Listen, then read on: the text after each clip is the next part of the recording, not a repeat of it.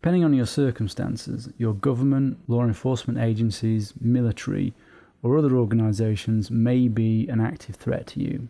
The extent to which you should concern yourself with these types of threat agencies vary individual to circumstance, and you may not care at all what your government gets up to online, which means you can pretty much ignore this section.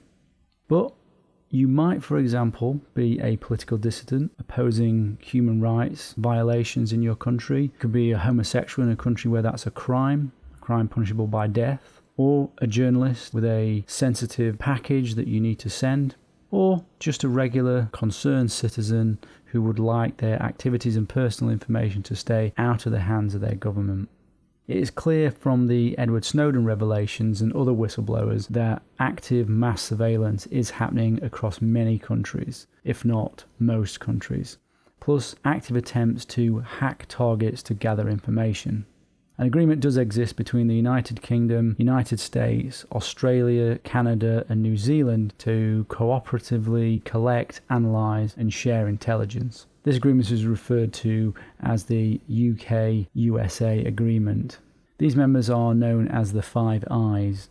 Their focus is to gather and analyse intelligence globally, which includes using the internet for mass surveillance. To avoid breaking domestic laws by spying on their own citizens, members instead monitor each other's citizens and share that intelligence with each other.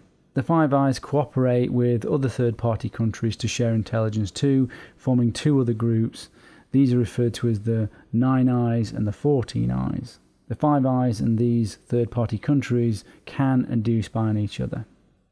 The 9 Eyes are Denmark, France, Netherlands and Norway. The 14 Eyes are Belgium, Germany, Italy, Spain.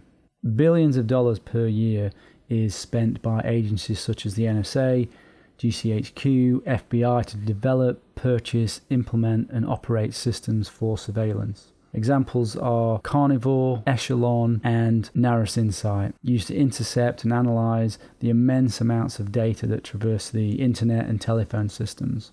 To give you some concrete examples of how this could include you, governments can listen in on your cell, satellite and mobile phones, use voice recognition to scan mobile networks, read your emails and text messages, censor web pages, track a citizen's movement using GPS or their mobile phone or the mobile network, and can even change email content while it's en route to you.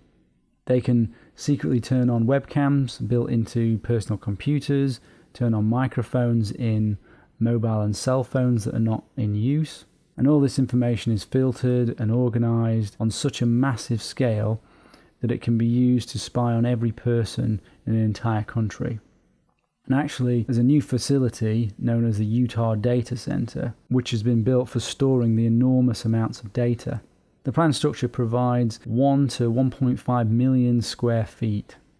It's projected to cost somewhere between $1.5 and $2 billion. The completed facility is expected to require 65 megawatts of electricity, costing about $40 million per year. An article by Forbes estimated the storage capacity as being between 3 and 12 exabytes. And a popular expression claims that all words ever spoken by human beings could be stored in approximately 5 exabytes of data. According to Wired magazine, the data center is alleged to be able to process all forms of communication, including the complete contents of private emails, cell and mobile phone calls, and internet searches, as well as all types of personal data trails, parking receipts, travel itineraries, bookstore purchases, and other digital pocket litter. So you could just assume that all communication is under active surveillance, which would include all your internet and phone usage. So some questions you might ask yourself in order to consider if you want to secure yourself from this. Do you do anything online that you wouldn't like to be kept on the record and made public?